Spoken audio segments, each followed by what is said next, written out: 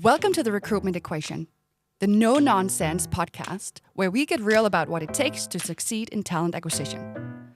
We're diving into the world of recruitment, the wins, the challenges, and everything in between. From innovative strategies to unfiltered conversations with industry leaders, we're here to give you the insights you need to elevate the way you attract and hire. This episode is supported by Beyond Talents and Develop Diverse, your partner for future-proof talent attraction. Let's get started.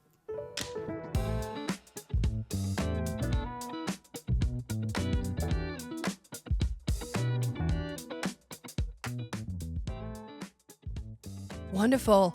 Thank you so much for joining, Morten. Today we're going to have an episode of the Recruitment Equation. It's going to be me, Byriel, I'm from Develop Diverse, hosting. We're not going to talk much about that. And then my amazing co-host, Nicklas. Hi, Nicklas. Hi. I'm so happy to see you. Happy to see you too. But Morten, today it's going to be about you mainly and the company that you're building. And we'll get a lot more into that. I'm really excited.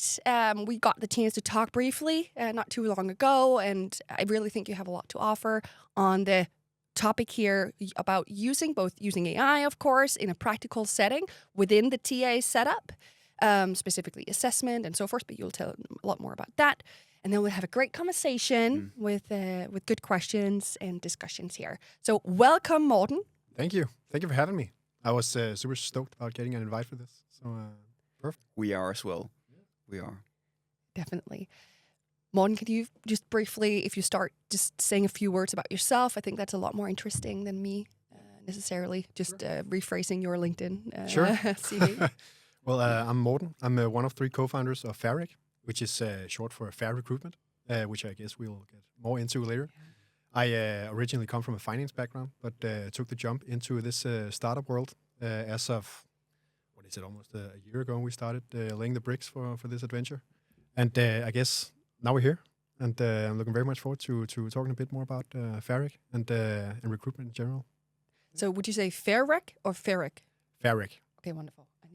I'll get that right. There's usually some catchiness, when Google came out. How do you pronounce Google, right? Yeah. So exactly. Then it's a conversation starter as exactly. well. So say a little bit more about Fairec. What do you do at Fairec? Yeah. What kind of company is it? And maybe more importantly, what problem are you solving in the recruitment space altogether? Yeah, sure.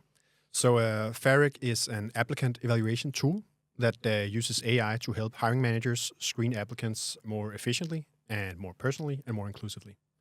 So that's the very short blurb about what we do. And the problem that we saw in the market from speaking to countless TA leaders and recruitment professionals was that it's basically threefold.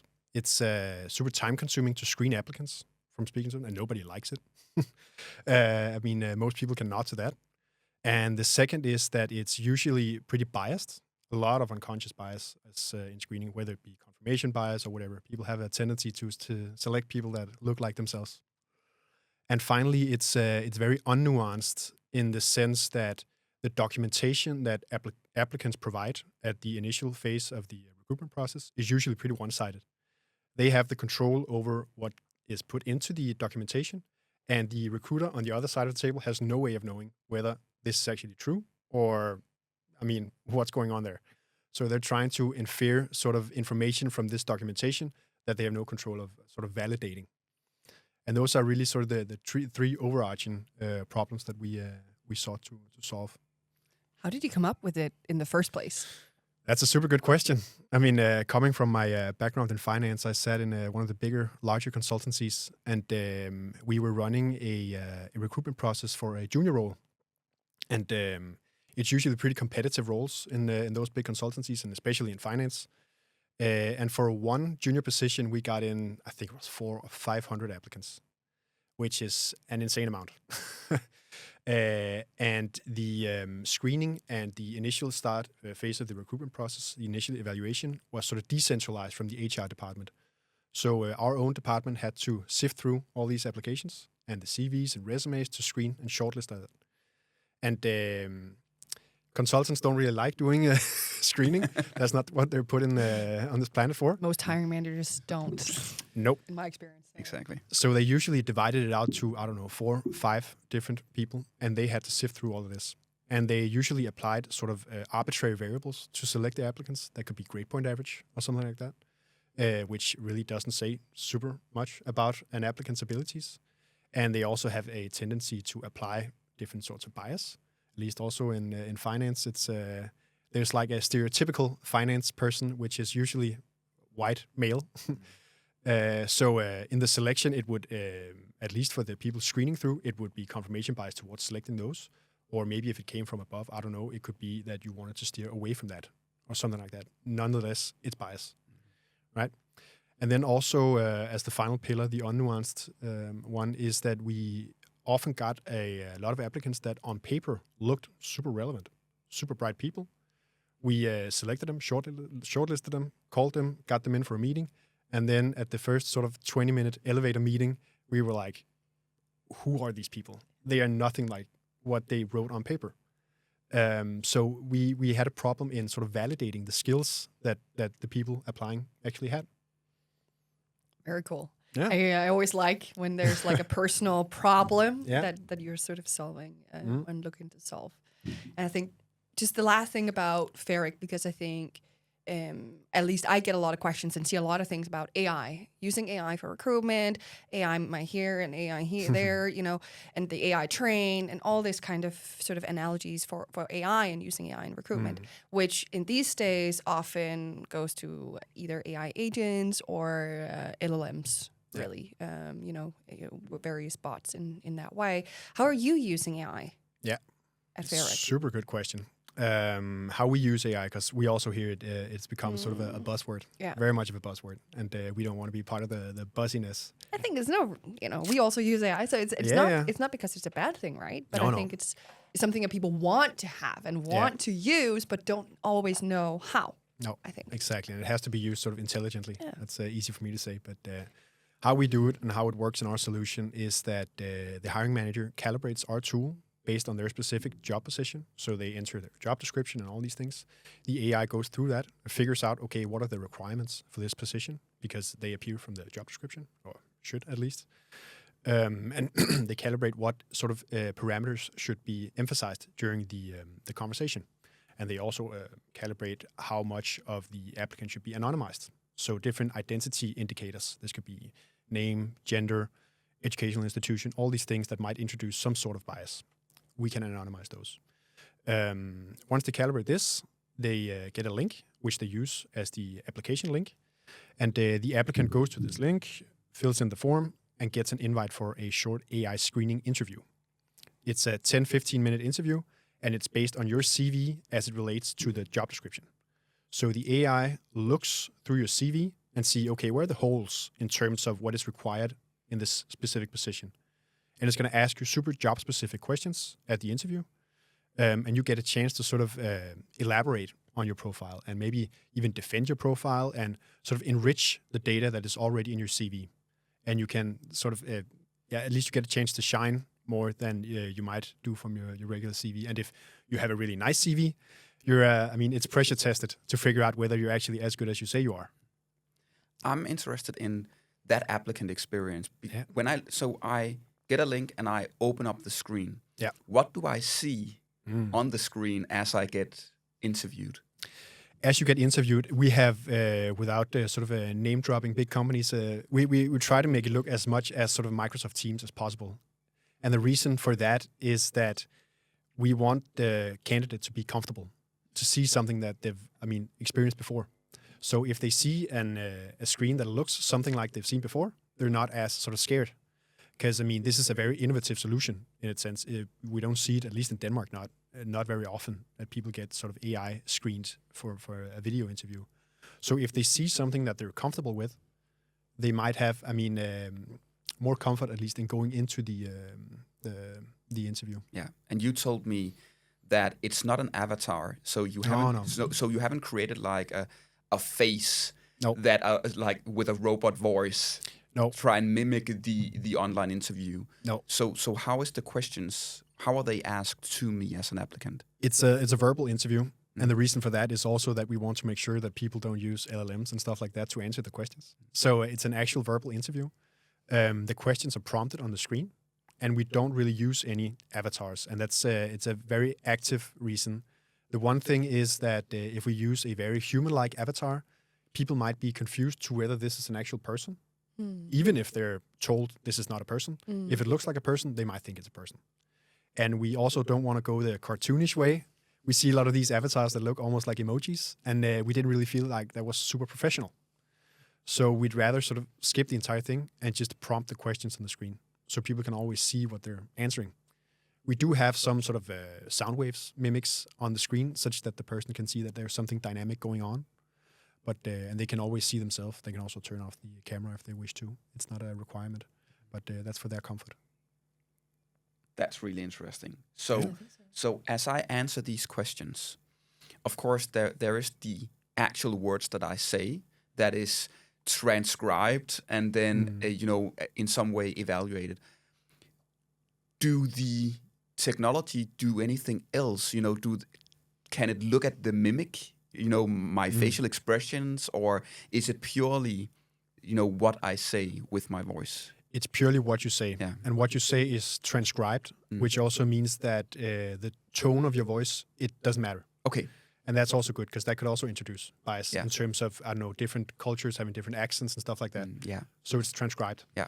And then it's evaluated. It's run through the AI model and figure out what goes on in there. Okay. But and also to get back to what really happens in there, the conversation is completely dynamic in the sense that if you're asked a question, for example, explain something that explain your skill level in XYZ or something like that. And if you just say, I'm good at it, it's going to be like, okay, you need to, enrich that a bit. It's likely going to ask you, okay, can you tell me about a specific situation where you use the skill to do XYZ in your job or something like that? So if it's not happy with the answer, it's going to ask follow-up questions until it's sort of satisfied with the question or the answer. That's cool as well. I think it's really cool. I think I had a lot of, when we talked last time, I had a lot of questions about, how do you then, when it's unstructured and dynamic this way, how do you then compare candidates together, right? Because I definitely see the positive part of having it dynamic so you can actually dig into the places to say, because we also know certain groups, they will describe themselves in one way, other groups will describe themselves another way. So actually asking specific examples is actually good for majority of candidates in that way. But how do you compare and how do you evaluate what good looks like afterwards, that what the hiring manager or TA sees altogether? Yeah. That's during the calibration, we sort of set like evaluation parameters. So that's based on the technical proficiency, the professional experience, motivation and communication, and all these things. And these are the things that we compare to. And as you mentioned about the structured interviews and all this, I guess it's very much a religion thing, whether you're like completely down a structured road. But at least for me and our belief is also that all applicants are different. So they should also be approached differently. For example, if you're super good at one of the requirements, we might not ask super much into that. But if you lack in one, we should sort of ask into that and make sure that you have a possibility to defend yourself or elaborate at least on your skills. And if it's the other way around with another candidate, we ask into that. So I don't know if that sort of answers the question, but different people and different approaches, if that makes sense. We also have a little feature where you can actually ask super specific questions. For example, explain this and this theoretical model, and then you get an exact transcription of the answer that the applicants provide, and then you can compare those. So semi-structured, actually, right? To have structured questions, but also dynamic parts of it. Exactly. Some, at least some employers, they are for specific positions. For example, me coming from finance, there are big financial models and theoretical frameworks for cash flow analysis and stuff like that. A question could be explain a discounted cash flow model, for example, and then they get a chance to explain that because that's like a bare minimum requirement for the position that you know what that is. So if you don't have a good answer for that, we might consider someone else. Now, both Pil and I, I have tried building something in the TA space, recruitment space, and therefore knows that there will always be earlier ambassadors and adopters and a lot of skepticism. What are some of the, challenging questions that you get when you are out speaking with some of the TA managers and specialists out there? Some of the challenging questions are mostly regarding the AI model itself. People are nervous of losing control, which I completely get. This is a very new technology, and I think people need to get used to this. But also something around ethics and transparency and all these things. And they're super relevant questions, and I completely get why they have them. But I mean, luckily, we have our friends at the European Union that are slowly implementing sort of a big EU AI regulative that's going to control sort of the responsible use of AI. So, I mean, it's not like we just point to that and say, we're good just because we have that. But it forces us to follow strict guidelines to how we approach the use of AI as a software vendor. And that's super nice because that also involves sort of the ethical use and transparency. For example, we have to make sure to communicate to applicants that they're communicating with an AI and that there's an AI in the evaluation, such that the applicant knows exactly what's going on. But we also need to ensure sort of transparency for the hiring managers to make sure that, for example, the evaluation parameters, if you get an 85 in technical proficiency, that specific number in itself doesn't say quite a lot. So we have to sort of come with a why, an explanation to why that number is produced. So we make sure to do that, a little reasoning to why they get a specific score, and then they can also always go back into the transcription of the exact conversations. I think if we take a step back and not just on Fairec, but where do you see, because you must have looked into this, right, also in solving the problem, how do you see AI's role and potential in the recruitment or in hiring process from the very beginning until a person is hired? Yeah, that's super interesting. And I think, at least for now, the first sort of dig into AI in TA space is efficiency. Yeah. A lot of people, even the large ATS, they look for efficiency gains. And we see that because the very first thing that they started offering was sort of CV matching, which people have different opinions on. Not going to go into that. But others also do applicant summarizing, where they give like 5 bullet points on specific applicants. And that's like the first little like step towards using AI as an efficiency gain, which is super good. And it's a step in the right direction. But I think that AI can actually do a lot more to that, and not only efficiency. Because right now we're dealing with an industry that is age-old, super outdated, and a recruitment process that hasn't really been touched a lot with for the past, I don't know how many 100 years. And now we have a technology that can go in and sort of question the way that we've been doing things for a long time. So beyond the efficiency, we can actually also help with candidate experience. We have generative AI that can help specialize or individualize specific processes to cater to individuals. And then we can also take it a step further in the DEI space and actually, at least as we do, anonymize a lot of things. You can get a deep, sort of enriched data set on candidates without even knowing their identity. And that really wasn't possible before. So I think the first step is efficiency, but all the things around that's going to come. And I think those are sort of where additional value can really be created. Yeah. Does that mean that that a lot of people will lose their jobs? No. Honestly, no. It means that a lot of the recruiters are not going to spend their time sifting through CVs. They're going to spend it interviewing people. At least how I think they really want to spend their time. Yeah. So the idea is to sort of release resources from the tasks that are not fun, such that they can spend more time on what is actually fun. Yeah. I really connect to that because, when we meet people out there, what they all say is that, well, they agree with you and I on, well, we want to be more strategic partners. We would actually like to have, lengthier conversations with each hiring manager about what do we really need? What are the profile requirements? The intake meeting, spend much more time on that, but we can't because we need to shift through, 1,000 resumes across 20 positions. So I really think there are a lot of people out there who would be, happy to have some of this, screening work taken from them, so they can be more of a strategic partner and spend more time in the intake and the planning, and then again at the selection phase.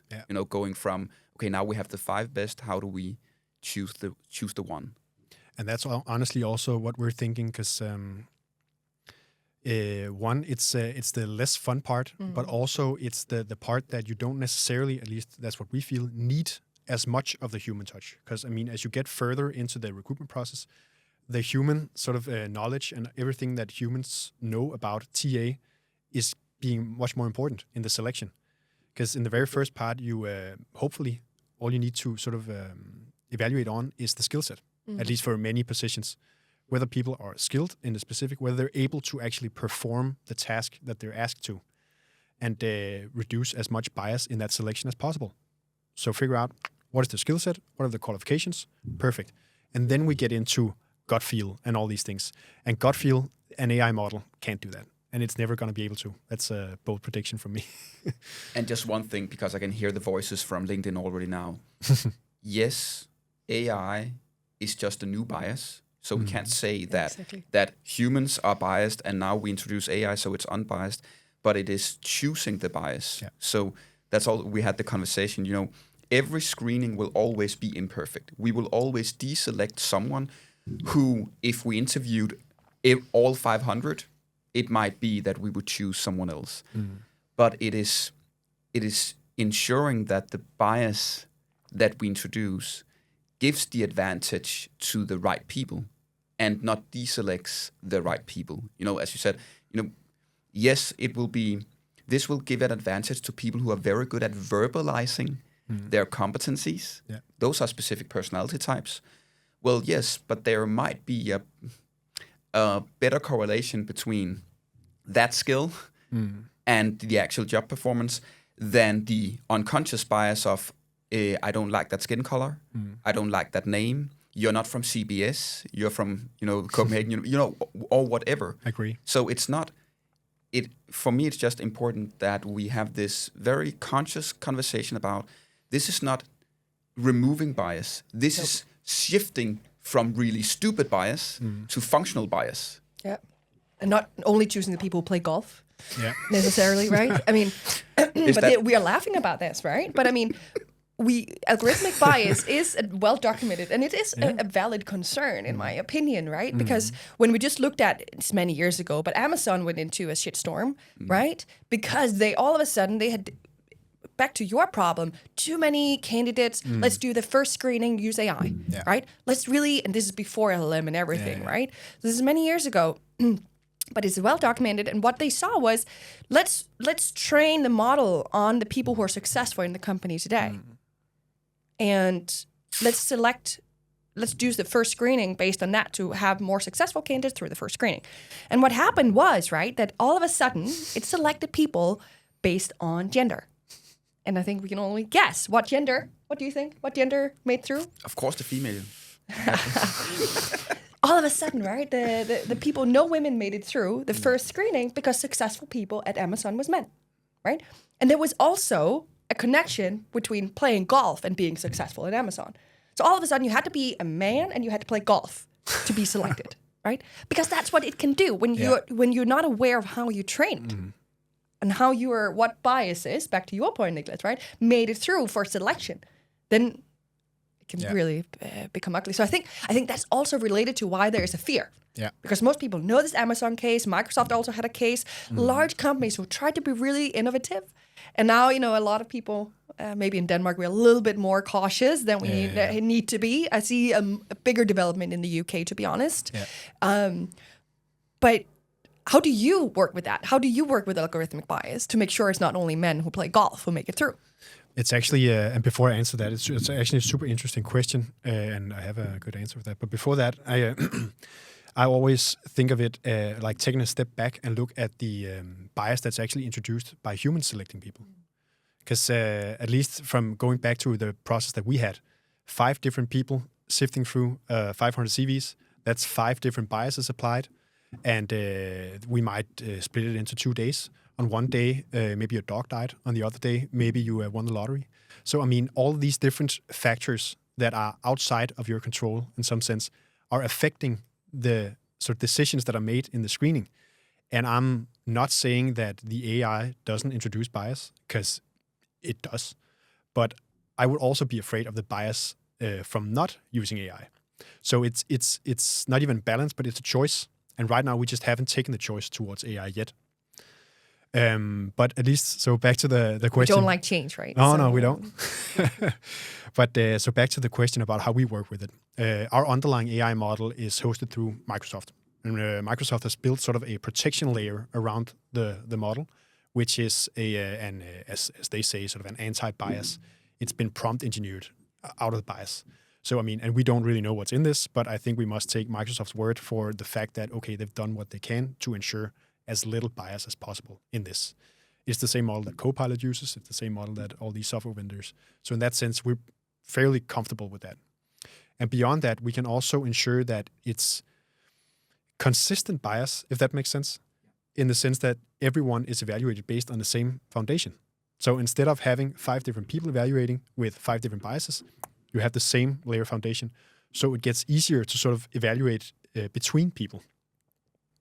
And also, even if it's not 5 people, it is, as you said, the same person, but on 5 different times of the day, before a meeting with the boss, and now you're mad after the meeting, and so on.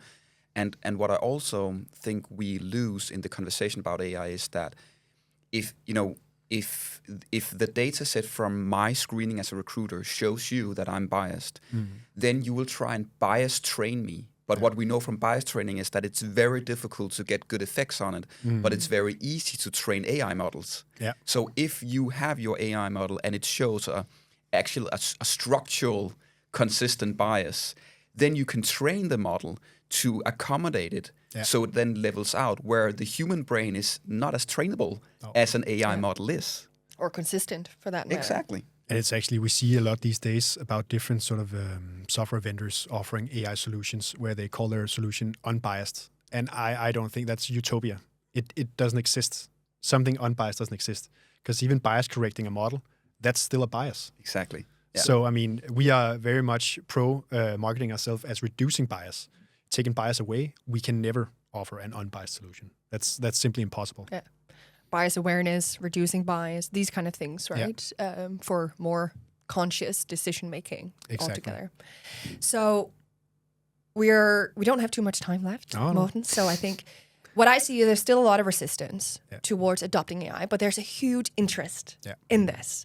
So if you had one sort of advice, and Nicklas, you can also join in afterwards, in sort of, what is that company can start doing today, and how can they get started with implementing? And if it's not, some companies are mature enough to have AI within screening, some aren't. But what is your best advice?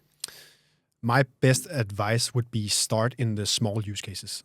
I mean, I think a lot of people, when they see this AI, you need to implement AI transformation, they think about this big project. Saves you $100 million and super good. It's going to completely transform the organization. We're not there. It's simply too early. I see trying different use cases, smaller use cases on trial, and then getting people accustomed to using AI in their work. Because right now they aren't. It's a good first step that a lot of people are using, for example, Copilot. It's also a good first step that a lot of people have these ChatGPT wrappers within organizations. But getting more of these small use cases are getting people accustomed to it. So one day they're actually ready to pull the trigger on some of these bigger projects and get into that. And I think that's really the sort of the I wouldn't call it device, but at least the direction that I see the market is going. Yeah, really cool. Do you have any take on that, Nicklas? Oh, I love that change management process, and especially, just going into seeing it as an experiment where you also are in feedback loops with the candidates. Yeah. Because they are the ones that we need to. We always talk about the corporates, the companies, but in reality, it's also the candidates that we need to accustom. Yeah. Being, we both know Jonas Blatt. Yeah. He talks a lot about that we need to accustom the society to having an human to AI first interaction. You know, that will be the first interaction with a customer support agent, with a recruiter. That will be a human being to AI. Yeah. So a company could also, just see it as an experiment where, well, now we will accustom our candidates that the first touch point with us is an AI, and then we listen to them. What do you like? What do you dislike? Should it look differently? Should it sound differently? Should you get better feedback? Yeah. So we take a solution as Fairec, and then the corporate itself can then adjust it to their specific domain. Completely agree. Because also, I mean, beyond this being sort of a TA play, this is somewhat also an employer branding play. Because this is the maybe the first sort of interaction that you actually have with the company as an applicant. So it's super important that we take sort of the applicant's place first. It's there has to be focus on the candidate experience in this. It's at least you can measure on that, right? Yeah. I mean, you can measure on all the different interactions, actually get the feedback. So for me, at least, there's no reason to be afraid, because if used right, it can actually create more consistency, messaging that, you get follow-ups more frequently and in better order, right? Then if you rely on humans, human error can also play a big part. But of course, we're afraid because it can also introduce errors if we don't train it well enough. So I think I don't think it's unrational fear that some companies can have, but I think it will still damage teams, and there's more to win and more to gain than there is to lose. Completely agree. Altogether. Yeah. So that's my take on it. That's a good take. We are running out of time. We could really keep this conversation going, because I know this is a passion of all of us, right? And that's also, of course, why we have you on. This podcast is called the Recruitment Equation. So if you had to come up with an equation for companies to adopt AI and in screening for your in particular case, what would that look like? Oh, so we have sort of the equation sign in the middle, and then we have, fair screening? Yeah. We could do a fair recruitment, Fairec on the other side, right? Yes, exactly. Right. Yeah. So that's part of the equation. Right. And I would argue on the other side of the equation would be at least the three pillars that sort of we are standing on, which is that it needs to be efficient. Yeah. We think it's fair both for applicants and companies that it's efficient. Applicants require, or they can require having sort of answers or getting back to them fairly quickly, also feedback. But also on the other side of the table, you have companies. It's not fair that they spent 2 weeks sifting through CVs. So efficiency would be the first one. And then personalization. I think it's super fair that applicants require a personal experience also from the very get-go. And then finally, inclusiveness, which is super important. I also know it's one of your very big fights. Indeed. Yeah. So it's only fair that everyone gets a fair chance, and including everyone. And that's making everyone get a chance to shine, if that makes sense. So everyone has a chance to defend themselves and emphasize their own qualities and skills, and explain why they're super good at the job. Wonderful. Yeah. Thank you so much, Morten, for joining. I learned a lot and got a lot of ideas as well. That's how my brain works. Thank you for joining. Thank you, Nicklas. It was a pleasure. Thank you for having me.